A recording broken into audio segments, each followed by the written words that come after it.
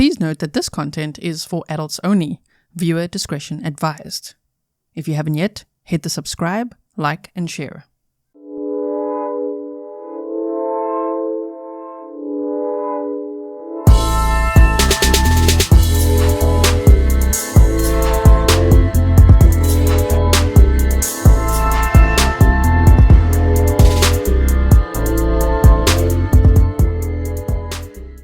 Welcome back to another episode of Grizzly True Crime. My name is Gisela K, and this is going to be an uninterrupted video version of the live stream that we did together yesterday, because I know that it's not everyone's cup of tea to have interactive live streams or watch those replays. Sometimes you just want me to read through my presentation and not engage with people. Of course, if you're at a live stream or watching a live stream replay, it's not a script. I don't write scripts. I have presentations and we do map time, and it's a very interactive community, but it's never going to be the type of channel where you could just sit back and I'm going to tell you a story. This is a very proactive, interactive community. So if that's for you, I hope that you'll subscribe, hit the bell, like and share, and become part of this community.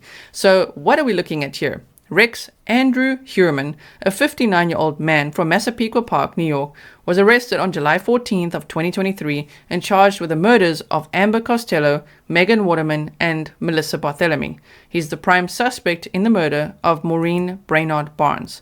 So that charge is still pending from what we can see. The Gilgo 4, as the 4 women were known at the time, were found in 2010. So to think that Rex Heuermann was arrested in 2023, despite there being some tips along the way that could have helped, right? But there was also some police corruption and all kinds of things in this case. This is a huge case, and this could be the case of 2 serial killers using this as a dumping ground. Or is it going to turn out that it was all Rex? There's so much in this case. There's a lot to untangle, which is why I make these presentations. I do just want to say this is a work in progress. So things can evolve, things can change as we learn new facts. So I do hope that you watch the latest videos, like catch up on the case from the playlist, and then stick with us as we go through the latest videos, because we're building this layer by layer. So here I've just circled the 3 women whose murders he's been charged with. Maureen Brainard Barnes is still pending, and the other victims found on this beach, we don't yet know if they are connected to Rex Heuermann or not. Now, I'm not going to go through this entire timeline again. We've done a deep dive live stream, yes, on this, but it's pretty self-explanatory. But what I'm going to do with this now is we're going a little layer deeper. So I'm going to look at each phase of life for Rex Heuermann. If you want to pause and just read what I have on the screen here, you're welcome to do that as well. So let's go into this. Now, what I'm doing here is breaking down every phase of life for Rex Heuermann. I always find it interesting to go back, to the beginning and see, well, where did this alleged serial killer's life start? What was his home life like?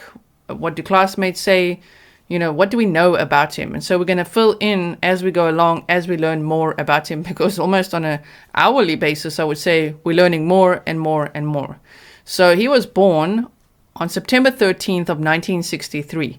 Previously, we said he was born in 1964 because that is what's being reported far and wide. But if you go into the family trees and the ancestry records and, those types of things, there's very specific dates shared there. So I would think that that's more accurate, right? September 13th, 1963, Rex was born. And he had 2 older sisters and a younger brother. So Dolores was, is his older sister, 12 years older than him, born in 1951. And there's Phyllis as well, 1959, 4 years older than Rex. And then he's got his younger brother, Craig. And Craig apparently got married in October of 97. I'm not sure if he's married anymore or not now, but we know that he's living in South Carolina. I'm not sure where he is right now, but he actually had the Chevy Avalanche that Rex may have used during the time that the victims were being dumped on the beach. And he gave that vehicle to his brother in 2015. So that has now been seized, which of course has put quite a spotlight on the brother, and the neighbors are saying things about him too. For now, I would love to just leave the brother in peace, leave the family in peace, and focus on the alleged serial killer, and hopefully the other victims, of which some are unidentified, there will also be answers. I really hope so. Whether it's to eliminate Rex as a possibility so that they can then look at other suspected serial killers or ones that have been arrested, like John Bitrolf. If you're not sure who I'm talking about or why there could be more than one serial killer that operate in the same area, it's happened before. And so just check out the episode that I did with John Kelly, a criminal profiler. I will link that in the description box for you as well. It's also on the playlist. So this is what we have so far. There's rumor that there's another sister, and there's also rumor that there's another brother. But I'm not sure about that. This is what I can see, though, right now from the family tree. So I think that was a Friday the 13th when Rex was born, which people are emailing me about. So his father, Theodore Heuermann, was born on July 18th of 1925. He had one brother and one sister, and he married Dolores Socha on January 18th of 1950. So he was 24 years old when he got married and had their first child in 1951. And then 1959, 1963, and 1966. And he died on November 29th of 1975. I'm still not sure yet from what. If you can find out, please let me know. And then we've got Dolores Heuermann, born on May 25th of 1930. She grew up in Queens, New York, and she got married on January 18th of 1950. And you see, from these family trees, there's very specific information about her. It's a very detailed family tree, and it says she died on the 11th of June of 2016. It even says the location. So in my opinion, this is more accurate information than what we've known so far. Background checkers and things, some of them say Theodore's still alive. So, and we can see that he's not. We've seen his gravestone. So the thing is, that's why I say things evolve. It doesn't help to send me old articles or screenshots from background checks, because some of the background checks say that Theodore's still alive and we know he's not. So it seems here that Dolores passed away in 2016. I initially found the date interesting, like, 11th of June, and it seemed like he was hunting for victims in June, July, between June and September, let's say. Summer months, of course, because his family traveled then as well, based on the little we know. But of course, this was then in 2016. The Gilgo beach victims were found in 2010. Anyway, there's still a lot. There's still a lot to learn, especially what was Rex up to between 2010 and 2023. That is quite the mystery. So in 1975, when Theodore J. Heuermann passed away, Rex was 12, Craig was 9, Phyllis was 16, Dolores, the daughter, was 24, and Dolores, the mother, was 45. So that is what we have there, which would be a significant life event for Rex Heuermann. This is the belt that they found on one of the victims. The victims were bound, and 3 out of the 4 were found covered in burlap, like a burlap netting, camouflage, duck hunting blinds, right? So the thing is that a lot have speculated, what is that? Is it a HM or a WH? I'm thinking it could be a WH because his grandfather's initials are WH. So that would then mean, I don't know, I was thinking, is he then not so sentimental about these things? Or is he in his own alleged serial killer way? So if you know anything more about this belt, let me know. By that I mean, some people have said this could be an accordion strap and not actually a belt. To me, it looks like a belt, but yet, yeah, I'm open to suggestions. If you know more, please do send me some information. grizzlytruecrime@gmail.com. And thank you to all of those who are emailing me and sending me lots of info. So now let's look at age 12 to 18. 1975 to 1981. Rex was 12 years old when his father died. We do not yet know how his father died. Theodore was an Air Force aerial navigator at age 19. Rex said that he was an aerospace engineer and built satellites. He could have been, and apparently he worked at Grumman. So I think he was, and I'm saying that just because we don't know for sure, but, because Rex could also be embellishing as he does, but it does seem like Theodore was an aerospace engineer working for Grumman somewhere between the age of 25 and 50. Rex said that his father built furniture in the home, and Rex still does this in the same workshop, which could maybe indicate that he wants to keep the house as his father left it, maybe. That's just speculation. And that he's very sentimental because his house has been described as cluttered, as a hoarder's house. But yet, of course, we don't know if Rex was the hoarder or maybe his wife was. We're not too sure who's holding on to what because we've never seen inside that house. I mean, it's also kind of relative. Is it a hoarder's house, or I think it's just a little messy, or what are we dealing with, right? So the police will know. We don't yet know. He graduated from Berner High School in 1981. Classmates describe him as a reclusive teen, as a mama's boy. They also said his mother was very controlling. That's what articles have said. But I think the mother may have been dealing with the loss of her husband and maybe, telling her children, you come home. Like, because Rex would apparently say, I got to go home to my mother, I got to go home to my mother, which some interpreted as her being very controlling. Now, she could have been, but I would rather speculate very cautiously and say, well, maybe she was just really having separation anxiety or worried about losing more of her family members. We don't know. So they said the goofy glasses were gone, but he still had that mop of hair. This was now at a reunion. It was actually the class of 1983 that had a reunion, but they were reflecting on Rex Heuermann, who was the class of 1981, and just a little bit that they observed about him. Now, Billy Baldwin actually went to school with Rex Heuermann, and he said, Berner High School, Massapequa, New York, class of 1981, which helps me confirm that he was the class of 1981. Married, 2 kids, architect, average guy, quiet family man, mind-boggling. Massapequa is in shock. 23andMe strikes again. So, yes, if you didn't know, Billy Baldwin went to high school with Rex Heuermann. He did. He was described, as in classmates described Rex as a victim with a mean streak whose home life was difficult and school life was worse. He was a loner and a target. He was everybody's punching bag. He would take it and walk away. I've seen him push to his limit, said John Parisi. I mean, that is very sad. Bullying is terrible and it really shouldn't happen. It can really affect someone's psychology and you just don't know what they're going to do with that trauma. I mean, not everyone turns out to be a serial killer, but some do. So it's very cruel. In 6th grade, age 12, when he lost his dad, a group of students had singled out the tall, awkward boy and tried to beat him up. I mean, he just lost his dad. So to target him and bully him is terrible. Now, whoa, I can already hear it. I can already hear the comments of like, are you trying to empathize with a serial killer? Not with a serial killer, but if we draw a line from the moment when he made the decision to kill, right? Before that, if we look at before that, one can empathize with the children that these serial killers were. Like John Wayne Gacy, for example. I mean, he was very abused by his father and very humiliated and all kinds of things. If you don't know, you can have a listen to my audiobook that I narrated myself about his case.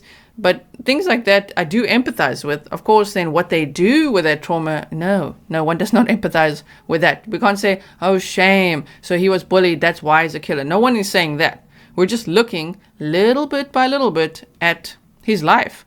And here in school, when he just lost his dad, this targeting was not nice. Very cruel, right?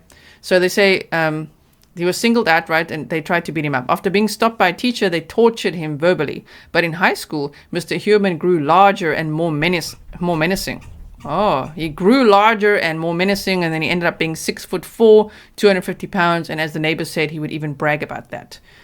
I was really scared of him. He was the type of guy, if he snapped, he could really hurt you, Mr. Parisi said. He was disillusioned and he was misguided. You had to be very careful.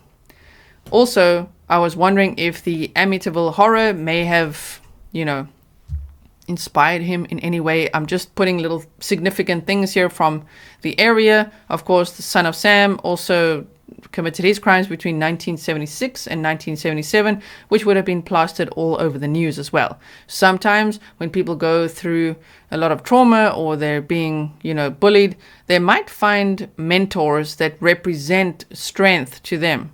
Maybe they feel like, okay, those guys would understand me, and then they start looking up to them. So that seed gets planted and it might blossom later, right? Where they try to one-up each other. So they say the jocks took trips to the beach and hung out at All American Hamburger Drive-In, which I find interesting that then he put bodies on the beach, which could speculatively be resentment for that high school time, for his childhood, and maybe making his mark on the beach. It's just speculation. They said he was unathletic, uncool, and an outcast. Rex joined the drama club as a stagehand. The bodies were dropped within walking distance of the school's favorite beach, which is Tobay Beach. We looked at the map time as well if you want to see that from the live stream replay. He was also described as nerdy and smart. He was a recluse, very quiet. You just saw him as a guy by himself. He barely spoke, said Don Ovals. He was seen as weird. someone you didn't see eye to eye with. He was a bit shy, a bit insecure, a bit uncomfortable. I wouldn't say he was an outcast, but he struggled to fit in and to find his crowd, said Billy Baldwin. Here's another little clipping that I've got from the New York Post, which says, according to Mr. Musto, it was well known that Mr. Heuermann had clashed with his father, who was tough on the boy for not being a go-getter. In response, Rex acted out. He got caught after engaging in a shoplifting spree, Mr. Musto said. Why is he getting in trouble? He's fighting with his dad, Mr. Musto said. It was common knowledge. So to us, that was not common knowledge that he was clashing with his dad. I mean, one could speculate if his dad was highly disciplined in the Air Force, he would want to run quite a tight ship at home. And if Rex was not complying with that, maybe he got disciplined a lot, which was also how it was back then, right? People would now say everyone's gotten soft.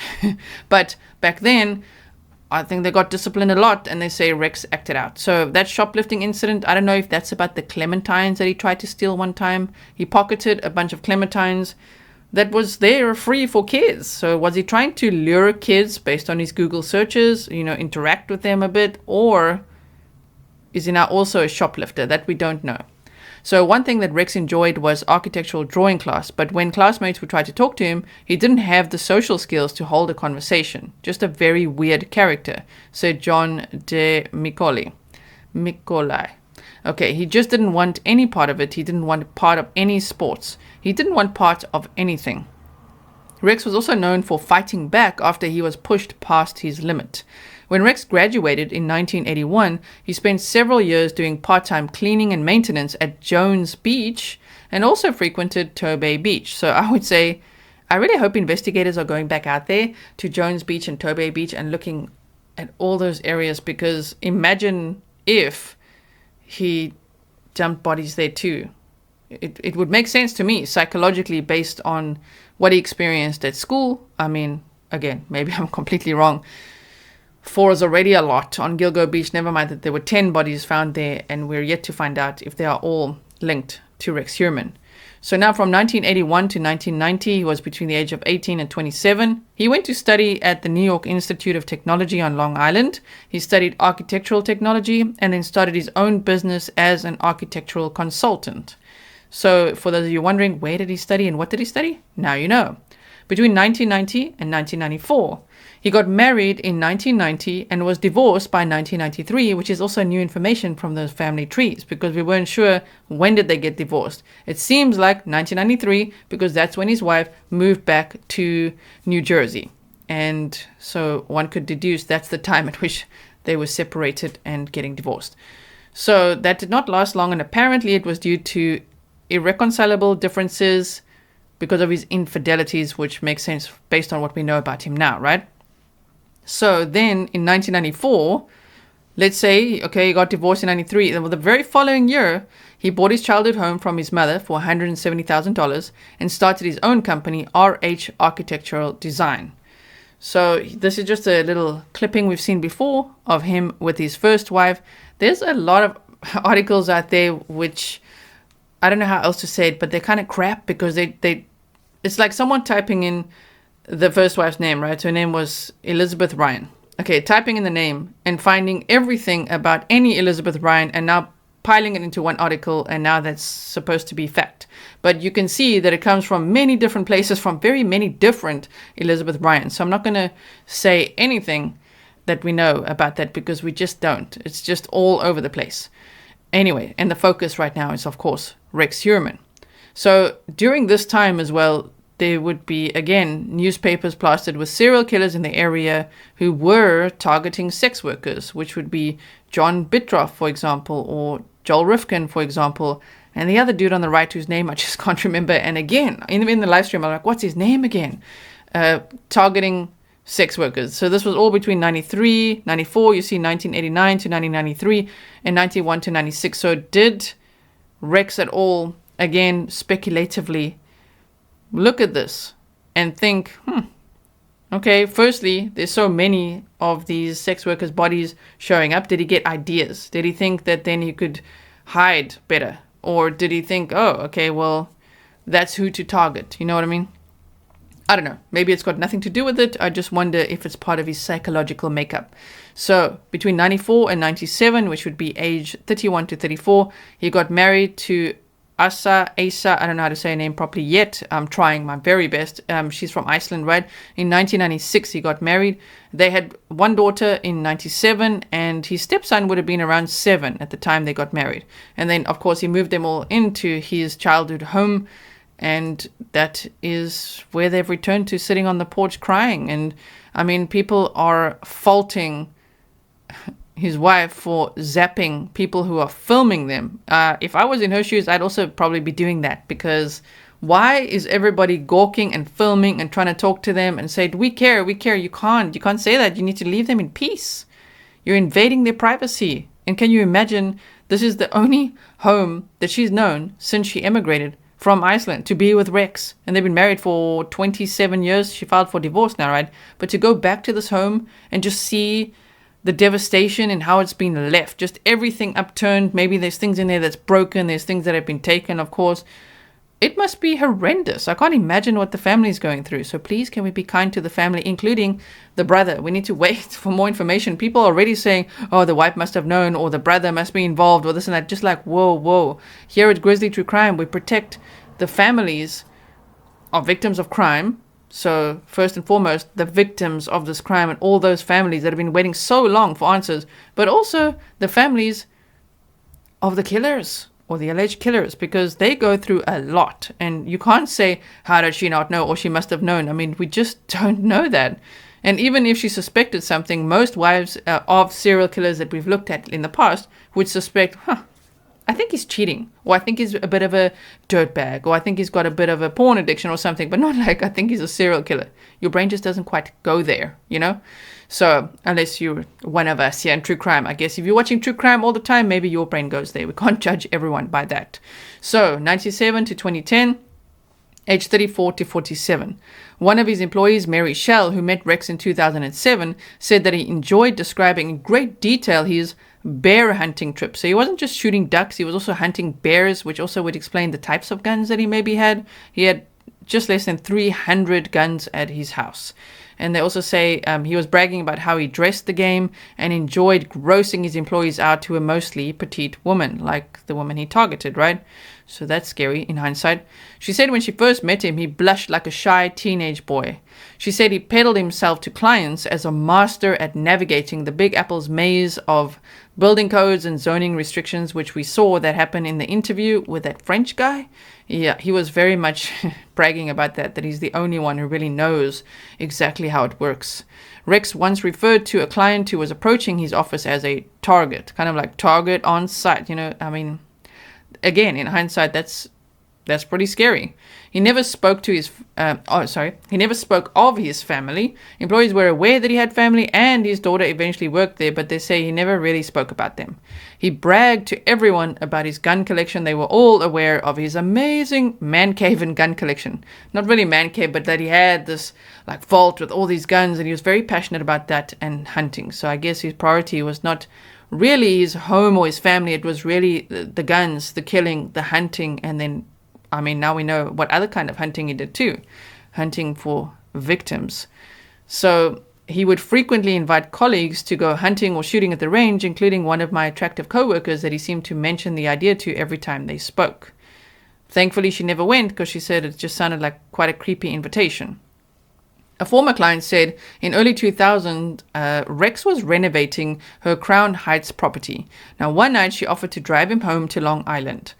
On a dark, desolate route, he started talking about the Gilgo Beach murders and asked her if she knew about them. We also heard this from dates that he's been on, that this is what he did. Like, do you know about it? And why do you think he used the burlap, as he said here? I don't know why he would use burlap net, he said. So apparently it wasn't like burlap bags, like sacks. It was burlap net, like duck hunting camo blinds, burlap netting, Hessian type material. So he became very difficult to work with and belligerent toward other contractors. Shell, the lady that was employed by him, said that in another particularly disturbing incident, Heuermann was furious when a female employee bolted to another firm, renting out space in her old employer's office. This enraged him, she said. Knowing that they kept late hours, he was spotted outside the building, gazing up to the second floor windows in the early evening. My colleagues' minds went quickly to his gun collection, and they began locking the elevator and the doors.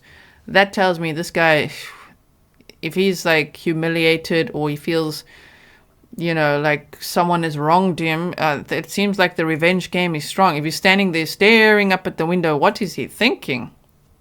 Between 2010 and 2023, he would have been 47 to 59. In 2015, we know that he gave his truck to his brother. We also know that he went on a date and asked Nikki, who's pictured on the right, if she knew about the Gilgo Beach murders. She has a TikTok account and has been interviewed by Como on News Nation and by Hidden True Crime. So if you've missed that, go check it out. But that's pretty scary that he's like, do you know about it? And where do you think, or how do you think he got the bodies there, and asking all sorts of questions about it. And apparently mentioning another victim's name that hadn't been mentioned in the newspapers before. So I'm not too sure if, this lady's talking to the police. So I'm not too sure if we'll ever know who that was, or if it's one of the 10, perhaps. I'm not too sure, because initially there were 5 unidentified bodies. They've since identified some of them, but I wonder if he mentioned the name of somebody there, that would be like, oh damn. And then between 2020 and 2022, there was of course the pandemic. So I'm not sure if that forced a cool-off period, or if he was even an active serial killer then at that time. Of course, now he's still innocent or proven guilty. He's an alleged serial killer. But to speculate if he is one, then during the pandemic, what would that have looked like for him and for his work, right? So land registry documents revealed that Rex Heuermann purchased $154,000 worth of land in Chester in 2021, with neighbors saying he planned to create a compound with his brother who lives in the high security property. So they say it's like a hunting property. It's a doomsday prepping property. I've heard lots of ways of describing this property. It is very remote, and I do wonder if his plan was to continue killing out there, if that was a better location for him, like move out of the area or what. Like, I'm not too sure. Maybe it's just somewhere he wanted to retire.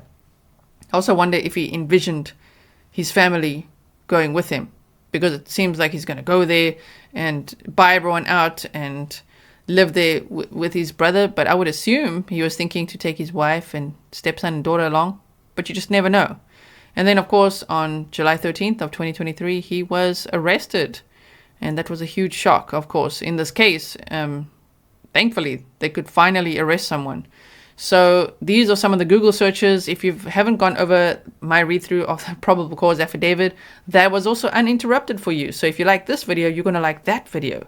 So check it out, because we went through all of that. But basically, he was looking up in 2022 and 2023. Of course, this task force was formed in 2022, and they really got to work on this case, and they arrested someone by July of 2023, which I think they did an excellent job on this case. But yeah, he was searching the Gilgo Beach killer and why have they not caught the Long Island serial killer yet and all that. He was, of course, taking these selfies we've seen, and then there he is on surveillance buying a burner phone, which could mean that he was ready to strike again. Now, this timeline, I'm not going to go over all of this now because I don't want to make this video too long for you. Sometimes the information can become overwhelming, but it's basically a timeline of the Gilgo 4, in which order they went missing, how they were discovered, which victims' families he had taunted with calls and things like that. So if you missed that, that would be on the playlist for you. The Gilgo 4 were all found between 22 and 33 feet from the edge of the parkway. They were bound by belts or tape. They were all petite sex workers who advertised on Craigslist, between 22 and 27 years old. And they were all missing clothing and personal possessions, which could tell us that there could be trophies at the house. Now, with Jessica Taylor and Valerie Mack, those are other bodies that were found on this stretch of beach. You can see by the map here, the Gilgo 4 found here on the left side, you can see here. And then the circled ones are Jessica Taylor and Valerie Mack. And what we've just learned, because now we know about Rex being a hunter. Of course, John Bitrolf was also a hunter, and there could be another serial killer.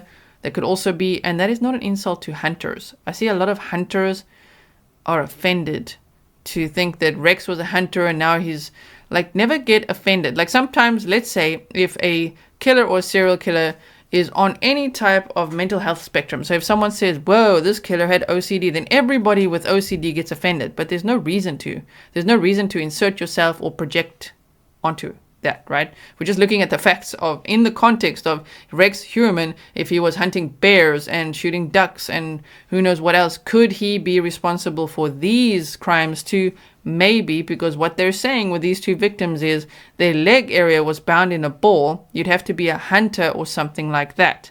Their knees were brought into their chest area. So that's kind of bound as well, of course, bound in a ball. And we know the Gilgo 4 victims were also bound. So could Rex be responsible for those? Sure. Yes, he could. Could it be another hunter? Could be. But we are yet to see. And if you need a reminder of all the bodies that they found on the beach that we know of so far, it's Maureen Brainard Barnes, Melissa Barthélemy, Megan Waterman, Amber Costello, Valerie Mack, Jessica Taylor, Fire Island Jane Doe, an unidentified Asian male, Peaches, an unidentified toddler, and Shannon Gilbert. Shannon Gilbert has never been an official LISK or Long Island serial killer victim, but there's a lot of speculation, of course, surrounding her case. There's a lot of question marks and red flags. So that's it for now for the presentation. Of course, if you want to see the expanded version where we went over the entire interview with the French guy, Antoine, and we broke down line by line of everything Rex said there. We went over some map time. We engaged with the community. You guys shared your thoughts and things.